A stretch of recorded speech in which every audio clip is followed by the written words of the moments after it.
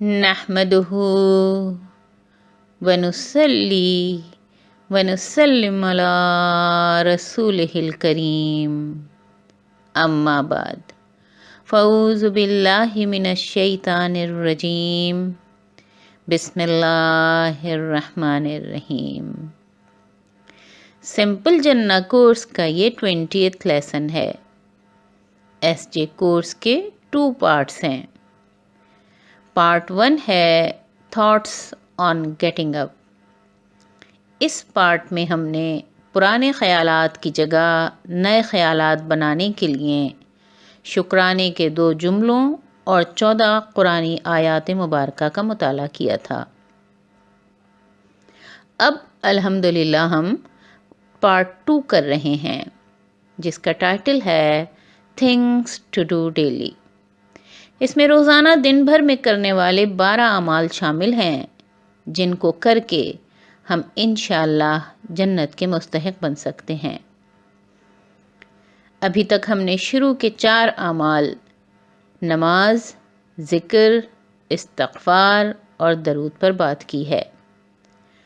आज इंशाअल्लाह दुआ पर बात करेंगे। हमने इस पार्ट के शुरू में समझाया था कि हम जब भी कोई अमल करें तो हमें सोचना चाहिए कि हम वो अमल क्यों कर रहे हैं। आज के लेसन में इंशाअल्लाह हम दुआ के हवाले से जानेंगे कि हमको दुआ क्यों करना चाहिए। सबसे पहली वजह तो ये है कि ये अल्लाह सुब्हानहू व तआला का हुक्म है। फरमाते हैं सूरह मोमिन की 60वीं आयत मुबारका में, उदऊनी अस्तजिब लकुम, मुझे पुकारो मैं तुम्हारी दुआएं कबूल करता हूँ। इस आयत मुबारका के हवाले से जहन में ये बात भी रखें कि अल्लाह सुब्हानहू व तआला ही हमारी ज़रूरतों को पूरा करने वाले हैं। इसी बात को सूरह बकरा की 186 नंबर की आयत मुबारका में भी वाज़ेह फरमाते हैं, उजीबु दावत दाई इज़ा दान, हर पुकारने वाले की पुकार को कबूल करता हूँ जब वो मुझे पुकारता है। दुआ किन वजूहात की बिना पर मांगनी चाहिए, इसके लिए हदीस पाक में भी दुआ के हवाले से काफ़ी रहनुमाई मिलती है। तो दूसरी वजह दुआ मांगने की ये है कि फरमाते हैं रसूल अल्लाह सल्लल्लाहु अलैहि वसल्लम कि दुआ सबसे बेहतरीन इबादत है, या फरमाया कि दुआ इबादत का मग़ज़ है। इसलिए कि दुआ करते वक्त इंसान अल्लाह सुब्हानहू व तआला की तरफ पूरी तरह मुतवज्जह होता है। अपनी हाजत उनको सामने महसूस करके बयान कर रहा होता है, उन्हीं को सब कुछ समझ रहा होता है। कुछ लोग अल्लाह सुब्हानहू व तआला से बेबहरा होकर अपनी ज़िंदगी गुजारते हैं, ऐसी लाताल्लुक़ी कि गोया वो अपनी ताकत के बल पर जी रहे हैं, कमा रहे हैं, खा रहे हैं, अपने घर वालों को पाल रहे हैं। ऐसे लोग ही मुतकब्बिर होते हैं। और फरमाया रसूलुल्लाह सल्लल्लाहु अलैहि वसल्लम ने कि अगर किसी के दिल में राई के दाने के बराबर भी तकब्बुर होगा तो वह जन्नत में दाखिल ना होगा। और ये वार्निंग ही दुआ मांगने की तीसरी वजह बनती है। फरमाया रसूलुल्लाह सल्लल्लाहु अलैहि वसल्लम ने कि दुआ तकब्बुर को ख़त्म करती है। दुआ एहसास दिलाती है इंसान को कि ये खुद कितनी छोटी सी हैसियत रखता है, वो कितना कमज़ोर है और सारी कुदरत अल्लाह सुब्हानहू व तआला के पास है।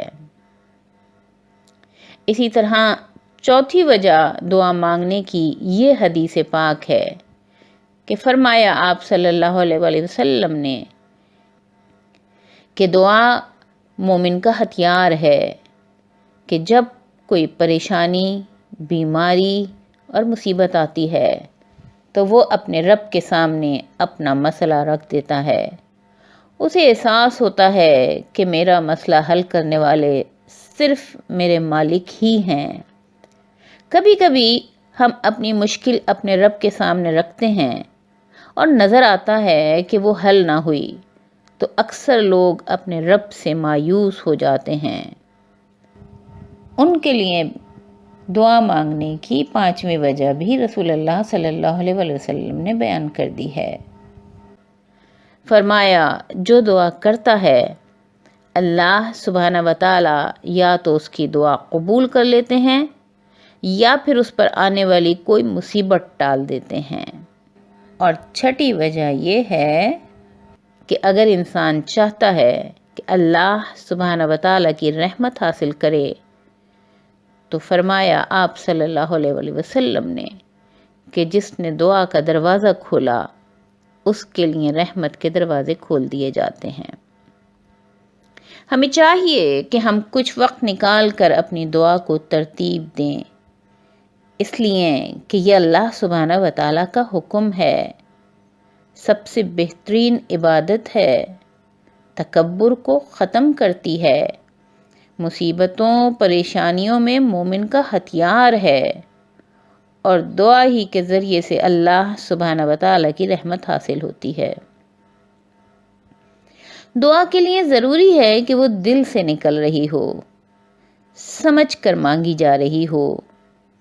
اگر کسی کو عربی میں دعا کا صحیح مفہوم سمجھ آتا ہے تو بے شک عربی میں مانگیں، لیکن اگر عربی کی سمجھ کم ہے تو اپنی زبان میں مانگیں۔ اللہ سبحانہ و تعالیٰ تو خود زبان کے پیدا کرنے والے ہیں، وہ تو ہر زبان سمجھتے ہیں۔ ہم جس زبان میں کمفرٹیبل ہیں اس میں مانگیں۔ اور ایک اور بات یہ کہ دعا دنیا اور آخرت دونوں کے لیے مانگنی چاہیے۔ اپنی دعا بنانے کے لیے ہمیں چاہیے کہ ہم قرآن پاک میں مذکور انبیاء کرام علیہم السلام کی دعاؤں اور نیک مومن بندوں کی دعاؤں سے استفادہ حاصل کریں۔ دوسری طرف رسول اللہ صلی اللہ علیہ وآلہ وسلم کی دعائیں نہایت جامع ہوا کرتی تھیں، اور الحمدللہ ہماری خوش قسمتی سے وہ بھی ہمارے پاس پہنچی ہیں، ان سے فائدہ اٹھائیں۔